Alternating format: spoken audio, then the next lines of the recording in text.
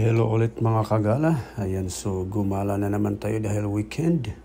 At ang ating pupuntahan po ngayon ay yung ating pinagbibilihan ng pinikpikan at saka utag nila dito sa Canada. So ayan, nag-stop over po muna kami dito sa may farm na puno ng snow. Dahil katatapos lang po ng snow. So ayan, nag-picture po muna kami dito. Kahit na negative 12 ang temperatura. So ayan guys, ang ganda, di ba? At ayan, so nandito na po tayo sa African Foods. Dito sa may Upper Ottawa, Hamilton.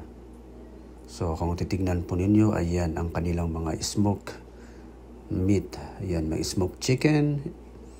Meron din silang mga native chicken dito. Sakto. Pang pinipikan talaga kasi parang igorotin ang gumawa. So ayan, i-slice na nila at para pwede na tayong umuwi.